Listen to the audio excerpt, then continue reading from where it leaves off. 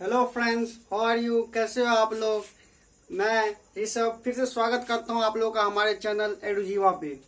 तो आप हमारे चैनल एडुजीवा के द्वारा जो भी हम पढ़ाएंगे उसके सारे notes, hand written notes, previous year questions और एनसीईआरटी सॉल्यूशन, बाकी सारे रिसोर्स हमारे वेबसाइट edujiva.com के द्वारा डाउनलोड कर सकते हो। जैसे कि मैंने पिछले ओवरव्यू में बताया था कि हम लोग आज क्लास 10th की फिजिक्स की चैप्टर इलेक्ट्रिसिटी स्टार्ट करने जा रहे हैं। तो हमें सबसे पहले पता करना है कि इलेक्ट्रिसिटी में पढ़ना क्या क्या है। तो इलेक्ट्रिसिटी में हमें पढ़ना है इलेक्ट्रिसिटी के बारे में, चार्ज के बारे में, पोटेंशियल के बारे में, पोटेंशियल डिफरेंस के बारे में, और उसके बाद और भी आगे बहुत सारे रेसिस्टेंस के बारे में, रियोस्टेट के बारे में, फिर हम लोग सर्किट के बारे में पढ़ेंगे और ओम्स लॉ के बारे में पढ़ेंगे और बाकी सारे कॉन्सेप्ट को हम लोग एक एक करके टॉपिक को क्लियर करेंगे। और तो आज हमारा इलेक्ट्रिसिटी का सबसे पहला लेक्चर है। तो सबसे पहले हमें ये जानना पड़ेगा कि इलेक्ट्रिसिटी होता क्या है। तो इलेक्ट्रिसिटी होता क्या है? इलेक्ट्रिसिटी में हम लोग पढ़ते हैं। इलेक्ट्रिसिटी आप लोग सबको पता होगा इलेक्ट्रिसिटी क्या होता है। आप लोग कोई भी चीज जैसे इलेक्ट्रिकल अप्लायंस यूज करते हो, आप बल्ब जलाते हो, पंखा चलाते हो या फिर हीटर जलाते हो, एसी जलाते हो, what ever any electrical appliance you need electricity for that. आपको सब के लिए इलेक्ट्रिसिटी की जरूरत होती है। तो हमें इसलिए ये बहुत ज्यादा जरूरी बन जाता है हमें इलेक्ट्रिसिटी के बारे में जानने के लिए। तो हम लोग सबसे पहले इलेक्ट्रिसिटी के बारे में जानेंगे कि हम लोग इलेक्ट्रिसिटी होता क्या है, इलेक्ट्रिसिटी के बारे में हम लोग पढ़ते क्या है, क्या पढ़ते हैं इलेक्ट्रिसिटी में। तो हम लोग क्या कह सकते हैं इलेक्ट्रिसिटी के बारे में? हम लोग कह सकते हैं it is a branch of physics in which we study about the physical phenomena either produced by stationary charges or charges in motion, moving charge। तो इसमें हम लोग क्या करते हैं बेसिकली, हम इलेक्ट्रिसिटी में इलेक्ट्रिसिटी का जो हमारा चैप्टर होता है उसमें बेसिकली हम लोग चार्ज के फेनोमेना, चार्ज के द्वारा जो प्रोड्यूस्ड फेनोमेना होता है उसके बारे में पढ़ते हैं। तो हम लोग उसमें क्या पढ़ते हैं, या चार्ज दो तरह के हो सकते हैं, या तो चार्ज हमारा स्टेशनरी हो सकता है या हमारा चार्ज मूविंग हो सकता है। स्टेशनरी चार्ज और मूविंग चार्ज, इन्हीं दोनों फेनोमेना के बारे में हम लोग चैप्टर हमारे इस ब्रांच फिजिक्स में हम लोग इलेक्ट्रिसिटी में पढ़ते हैं। तो हम लोग सबसे पहले डिफाइन करते हैं इलेक्ट्रिसिटी को। जैसे मैंने बोला कि it is a branch of physics in which we study about the phenomena related to either stationary charges और चार्जेस इन मूविंग चार्जेस। तो हम लोग डिफाइन करते हैं इलेक्ट्रिसिटी को। Electricity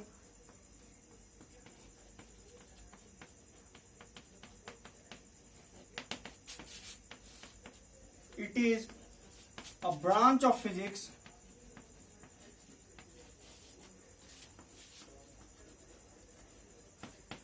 in which we study about phenomena related to either stationary charge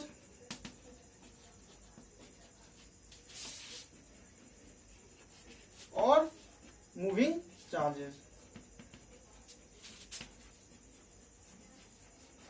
तो हमें क्या पढ़ना पड़ेगा इलेक्ट्रिसिटी में? हमें क्या पढ़ना पड़ेगा? हम लोग को जो भी चार्ज से जो भी रिलेटेड फेनोमेना है, चार्ज हमारे या तो स्टेशनरी एक जगह हमारा रुका हुआ हो सकता है या फिर चार्ज मूविंग हो सकता है। तो हमें इसी के रिलेटेड फेनोमेना, चार्ज के रिलेटेड फेनोमेना पढ़ना होगा कि चार्ज के वजह से हमारा इलेक्ट्रिसिटी कैसे प्रोड्यूस होता है या उनका क्या क्या फेनोमेना होता है। तो सबसे इंपोर्टेंट यहाँ बहुत बार आ गया हमारा चार्ज।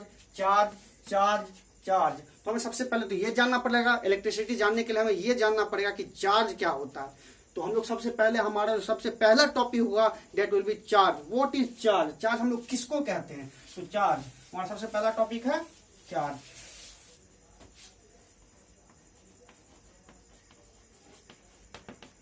चार्ज के बारे में आप लोग चार्ज के बारे में पहले मैं एग्जांपल देता हूँ। चार्ज कैसे प्रोड्यूस होता है? आपने कभी एक कोई स्केल लेके अपने बालों पे, कभी आपने बचपन में किया होगा, स्केल लेके बाल पे आप रब करते हो और फिर आप कोई पेपर के जो पीसेस होते हैं उसको आप उस पे करते हो। तो क्या होता है हमारा, आप देखोगे कि वो जो पेपर होता है, पेपर अट्रैक्ट हो जाता है, पेपर आके उसमें चिपक जाता है। वो किस वजह से होता है?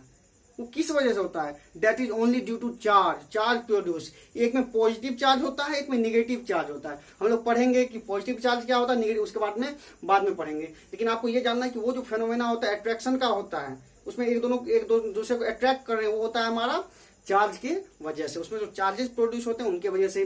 दूसरा हमारा एक ग्लास रॉड होता है। ग्लास रॉड को जब आप सिल्क के साथ रब करते हो तो ग्लास में पॉजिटिव चार्ज हो जाता है और सिल्क में निगेटिव चार्ज हो जाता है। तो हम लोग चार्ज को, इलेक्ट्रिकल चार्ज को हम लोग डिफाइन कैसे करते हैं? तो हम लोग ऐसे डिफाइन करते हैं, it is the fundamental property of elementary particle like electrons and protons. तो हम लोग क्या कह सकते हैं? It is fundamental property of elementary particles like electrons and protons।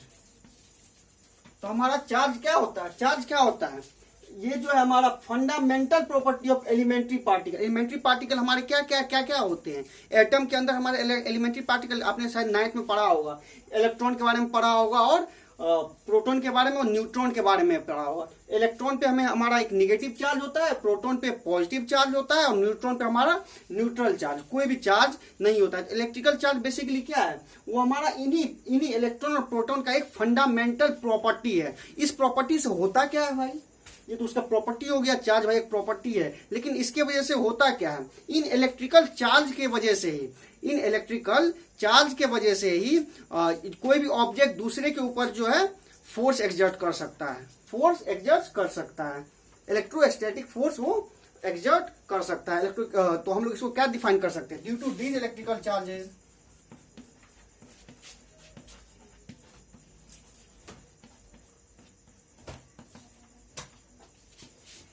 due to these electrical charges, various objects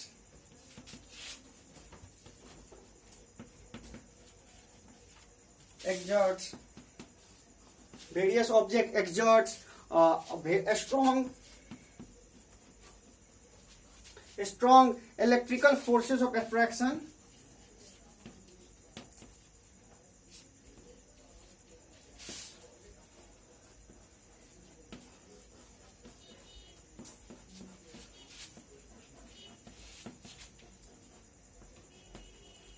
and repulsion. Attraction क्या होता है और रिपल्सन क्या होता है?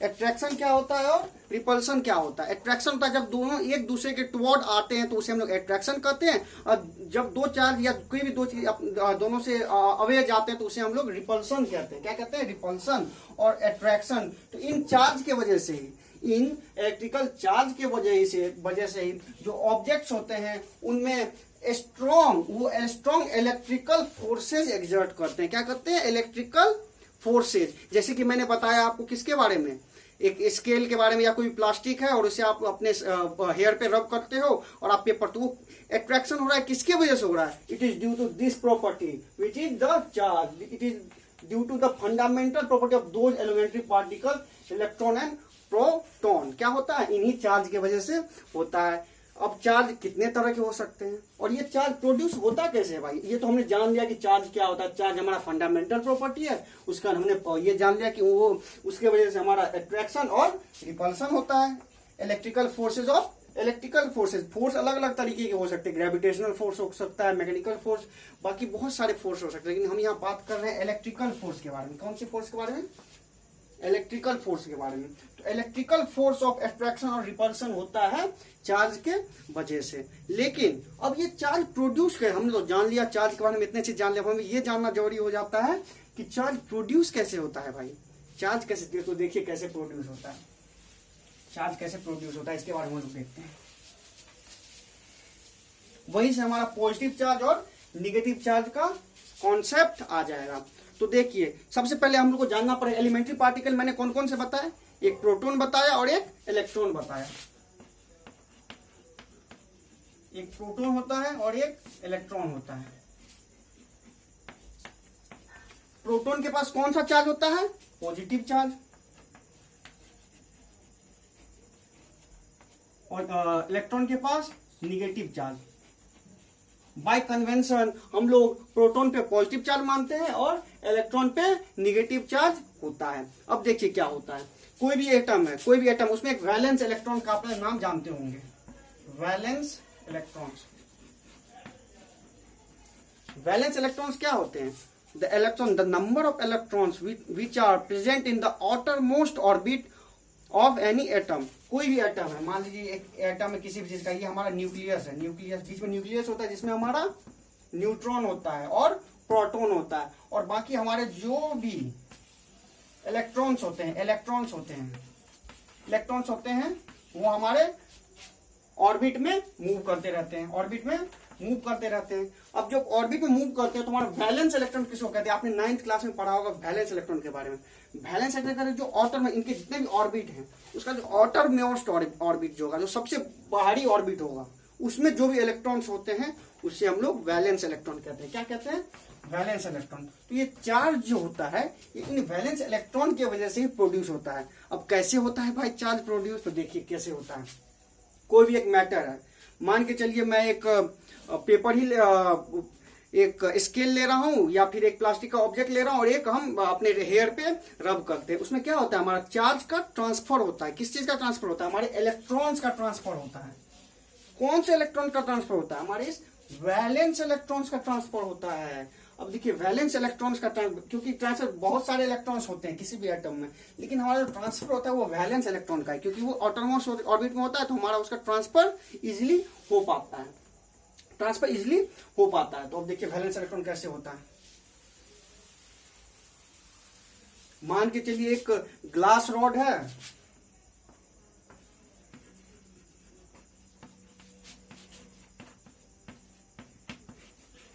ग्लास का रॉड है और सिल्क है, सिल्क है, ग्लास रॉड और सिल्क है। हम इन दोनों को जब रब करते हैं, ग्लास रॉड और सिल्क को जब हम लोग रब करते हैं तो क्या होता है? हमारा ग्लास रॉड के ऊपर जो होता है वो कन्वेंशनली पॉजिटिव चार्ज आ जाता है, और सिल्क के ऊपर जो हमारा निगेटिव चार्ज आ जाता है। ये पॉजिटिव चार्ज इस पे कैसे आ गया और इस पे निगेटिव चार्ज कैसे आ गया, ये हमें जानना जरूरी है कि ये पॉजिटिव चार्ज कैसे आ गया, ये निगेटिव चार्ज कैसे आ गया। तो देखिए जो पॉजिटिव चार्ज, किसी भी मैटर पे पॉजिटिव चार्ज कब प्रोड्यूस होता है? When there is a loss of electron. कोई भी मैटर जब अपना इलेक्ट्रॉन को लूज करेगा, क्या करेगा? Lose, due to positive charge क्यों प्रोड्यूस होगा? Due to loss of electrons. देखिए इलेक्ट्रॉन क्या था? हमारा negative charge, negatively charge elementary particle था, और वो जब हमारा कोई भी मैटर या एटम जो है वो इलेक्ट्रॉन्स को लूज करेगा, इलेक्ट्रॉन को जैसे ही लूज करेगा तो हमारा उसके ऊपर पॉजिटिव चार्ज आ जाएगा। क्यों? क्योंकि हमारा चार्ज बैलेंस्ड होता है, चार्ज हमारा न्यूट्रल होता है। किसी भी मैटर का जब चार्ज बैलेंस होता है तो उसमें से हम लोग निगेटिव चार्ज को निकाल लेंगे तो उसके ऊपर हमारा जो टोटल चार्ज, बैलेंस चार्ज बच जाएगा, वो हमारा पॉजिटिव चार्ज बच जाएगा, क्योंकि हम उसमें निगेटिव निकाल रहे हैं तो हमारा पॉजिटिव चार्ज बच जाता है। हम लोग बात करते हैं निगेटिव चार्ज किस वजह से आता है, जैसे ग्लास रॉड और सिल्क, सिल्क के ऊपर हमारा जो इस केस में निगेटिव चार्ज आता है। निगेटिव चार्ज क्यों होता है? Due to gain of electrons.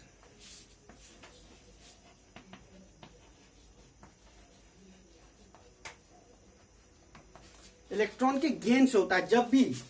जब भी कोई भी मैटर इलेक्ट्रॉन को लूज करेगा तो उसके ऊपर पॉजिटिव चार्ज आ जाएगा, और जब भी कोई भी मैटर इलेक्ट्रॉन को गेन करेगा तो उसके ऊपर निगेटिव चार्ज आ जाएगा। जैसे कि इसमें हमने एग्जांपल में देख लिया ग्लास रॉड और सिल्क में, ग्लास रॉड पे पॉजिटिव चार्ज आ गया, सिल्क पे निगेटिव चार्ज आ गया, क्योंकि जब हम दोनों को रब करते हैं तो क्या होता है? हमारा ग्लास रॉड में के जो इलेक्ट्रॉन्स होते हैं वो इलेक्ट्रॉन्स जो वैलेंस इलेक्ट्रॉन होते हैं, जो उसके आउटर मोस्ट ऑर्बिट में होते हैं, वो लूज कर जाते हैं। क्या कर जाता है? वो लूज उसमें से निकल जाता है और वो इसमें सिल्क में ट्रांसफर हो जाता है। तो जैसे ही सिल्क में ट्रांसफर हो जाएगा तो हमारे इलेक्ट्रॉन के पास निगेटिव चार्ज होता है, तो इलेक्ट्रॉन के पास अगर निगेटिव चार्ज होता है तो सिल्क हमारा निगेटिवली चार्ज हो जाएगा और ग्लास रॉड हमारा पॉजिटिवली चार्ज हो जाएगा।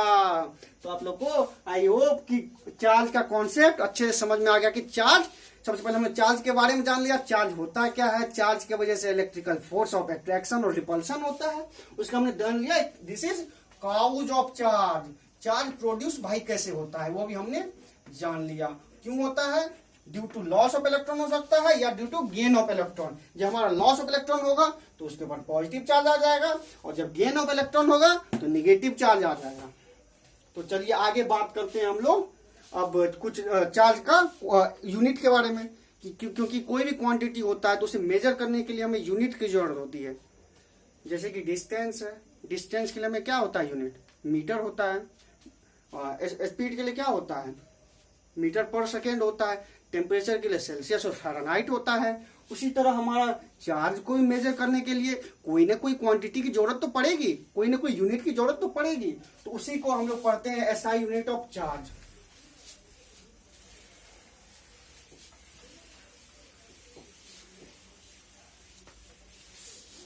हम क्या पढ़ते हैं, एसआई यूनिट ऑफ चार्ज। जो एसआई यूनिट ऑफ चार्ज होता है वो होता है हमारा कूलम, COULOMB। इसको हम लोग C से डिनोट करते हैं। तो हमारा चार्ज का एसआई यूनिट क्या हो गया, कूलम। कूलम किसको कहते हैं हम लोग, SI unit of charge is called coulomb. ये आप लोग को याद रखना है। अब देखिए, अब कूलम हो गया तो हमें ये जानना पड़ेगा, क्योंकि इलेक्ट्रॉन, हमने क्या बात किया था कि कोई भी इलेक्ट्रॉन हो या प्रोटॉन हो, चार्ज उसका फंडामेंटल प्रॉपर्टी होता है। जब फंडामेंटल प्रॉपर्टी होता है, इलेक्ट्रॉन के पास कुछ ना कुछ चार्ज होगा, प्रोटॉन के पास भी चार्ज होगा, प्रोटॉन के पास पॉजिटिव चार्ज होगा, इलेक्ट्रॉन के पास नेगेटिव चार्ज होगा। भाई लेकिन चार्ज कितना होगा, एक प्रोटॉन के पास कितना चार्ज होगा, उसका मैग्नीट्यूड क्या होगा, और इलेक्ट्रॉन पे कितना उसका मैग्नीट्यूड होगा चार्ज का। तो लोग बात करते हैं सबसे पहले प्रोटॉन के बारे में। प्रोटॉन क्या होता है, पॉजिटिवली चार्ज, पॉजिटिवली चार्ज।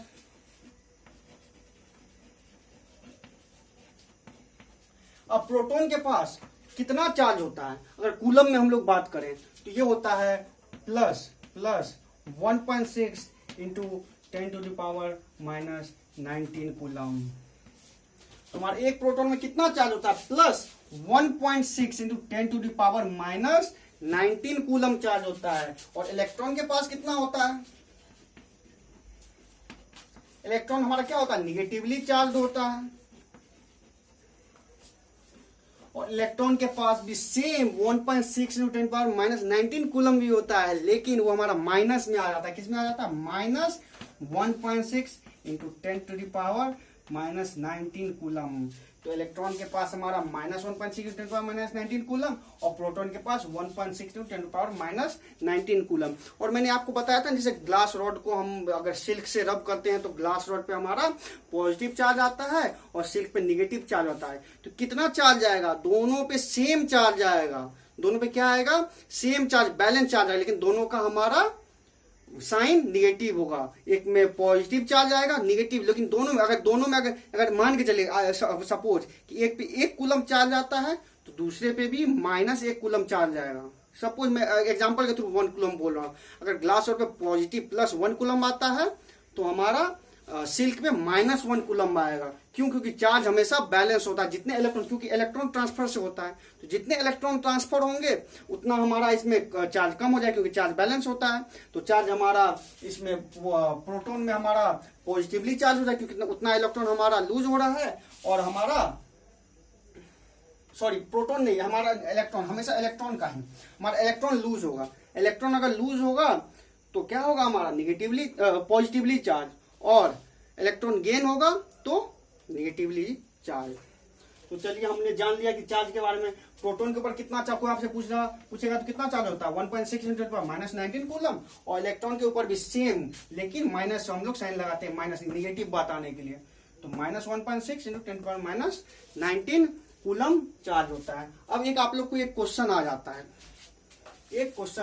है, इसी पे चार्ज के बारे में जान लिया कि इसका ऐसा यूनिट कूलम होता है, और एक प्रोटॉन या इलेक्ट्रॉन का 1.6 इंटू 10⁻⁻19 कूलम चार्ज होता है। अब आप लोग को एक क्वेश्चन आ जाता है, calculate the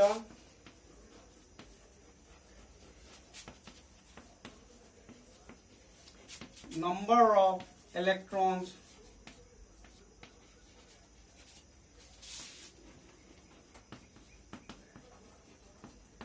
constituting 1 coulomb charge. अब आपसे एक क्वेश्चन पूछा जाता है, या शायद सॉल्व 1 या 2 नंबर में आ सकता है कि 1 कूलम चार्ज में कितने इलेक्ट्रॉन्स या कितने प्रोटॉन्स होते हैं। हमें ये क्वेश्चन आ सकता है कि 1 कूलम चार्ज में कितने इलेक्ट्रॉन या कितने प्रोटॉन हो सकते हैं। इसको सॉल्व कैसे करेंगे हम लोग, बताइए। देखिए कैसे करेंगे सॉल्व। हमने क्या जाना, एक इलेक्ट्रॉन के पास कितना चार्ज, 1.6 इंटू 10⁻⁻⁹ कूलम। इसका हम लोग बस मैग्नीट्यूड, अभी पॉजिटिव नेगेटिव की बात नहीं कर रहे हैं, हम लोग बात कर रहे हैं एक इलेक्ट्रॉन के पास 1.6 इंटू 10⁻⁻⁹ कूलम चार्ज होता है। तो हमें क्या करना है कि 1 कूलम में कितने इलेक्ट्रॉन है, तो क्या करेंगे हम लोग, एक इलेक्ट्रॉन में 1.6 इंटू 10⁻⁹ कूलम होता है, तो 1 कूलम में कितना इलेक्ट्रॉन्स हो जाएगा, 1/1.6 इंटू 10⁻⁻⁹ इलेक्ट्रॉन्स। एक कूलम में इतना हो जाएगा। जब आपको डिवाइड करोगे तो ये ऊपर आ जाएगा 10⁻18 10⁻19/1.6, और जब आप इसको सॉल्व करोगे तो आपका आ जाएगा 6.25 इंटू 10⁻18 इलेक्ट्रॉन्स। तो हमने कैलकुलेट कर लिया, क्या कैलकुलेट कर लिया कि 1 कूलम चार्ज में 6.25 इंटू 10⁻18 इलेक्ट्रॉन्स होते हैं। देखिए कितना बड़ा क्वांटिटी एक कूलम बहुत बड़ा क्वांटिटी होता है। एक कूलम चार्ज में 6.25 इंटू 10⁻18 इलेक्ट्रॉन्स होते हैं। यहां तक आई होप कि आप लोगों को सारा कुछ क्लियर हो गया होगा। अब हम लोग नेक्स्ट क्लास में हमने आज किस किस चीज के बारे में बात की, हमने बेसिकली इलेक्ट्रिसिटी के बारे में बात की, हमने चार्ज के बारे में बात की, चार्ज होता क्या है, चार्ज की वजह से इलेक्ट्रिकल फोर्स ऑफ अट्रैक्शन और रिपल्सन होता है। हमने पढ़ा चार्ज के काउज, चार्ज प्रोड्यूस क्यों होता है, गेन ऑफ इलेक्ट्रॉन या लॉस ऑफ इलेक्ट्रॉन। जब गेन ऑफ इलेक्ट्रॉन होगा तो नेगेटिवली चार्ज, और जब लॉस ऑफ इलेक्ट्रॉन होगा तो पॉजिटिवली चार्ज। तो वो उसका काउज था। उसके बाद और वो कौन सा इलेक्ट्रॉन होता है, वैलेंस इलेक्ट्रॉन, जो आउटरमोस्ट ऑर्बिट में होता है उसी इलेक्ट्रॉन को लूज करेगा, या वैलेंस इलेक्ट्रॉन में ही आउटरमोस्ट ऑर्बिट में वो कोई भी इलेक्ट्रॉन आके गेन करेगा, उससे हमारा चार्ज उस पर प्रोड्यूस हो जाता है। और हम लोग बात करेंगे उसका, हमने क्या बात किया, चार्ज का ऐसा यूनिट के बारे में। चार्ज का ऐसा यूनिट था हमारा कूलम, चार्ज का ऐसा यूनिट। और फिर हमने बात किया प्रोटॉन और इलेक्ट्रॉन के बारे में। प्रोटॉन जो होते हैं उस पे हमारा 1.6 इंटू 10⁻⁻19 कूलम चार्ज होता है, और इलेक्ट्रॉन पे -1.6 इंटू 10⁻⁻19 कूलम चार्ज होता है। उसके बाद हमें एक क्वेश्चन किया, क्या क्वेश्चन किया कि हमारा 1 कूलम चार्ज में कितने इलेक्ट्रॉन्स होते हैं, उसे हमें कैलकुलेट करना था। तो हमने क्या किया, एक इलेक्ट्रॉन में हमारा 1.6 इंटू 10⁻�19 कूलम चार्ज होता है, तो 1 कूलम में 1/1.6 इंटू 10⁻⁻19 इलेक्ट्रॉन्स होंगे। इसका मतलब हमारा क्या आ गया value, 1 coulomb equal to 6.25 into 10⁻18 electrons. ये आप लोग को याद रखना है ये चीज, 1 coulomb equal to 6.25 into 10⁻18 electron. Proton भी कहेगा तो सेम होगा। और हाँ, एक चीज और हम भूल गए, एक जॉब है हमें पढ़ना पड़ेगा प्रॉपर्टीज ऑफ चार्ज भी। एक चीज हाँ भूल गए, एक चीज और, एक और टॉपिक हम पढ़ लेते हैं चार्ज के बारे में, तो चार्ज हमारा खत्म ही हो जाएगा। प्रॉपर्टीज ऑफ चार्ज,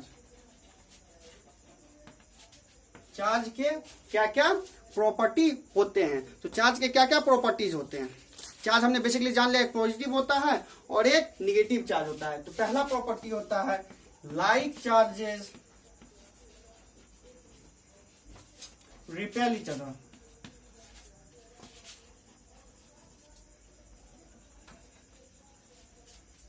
और दूसरा होता है अनलाइक चार्जेस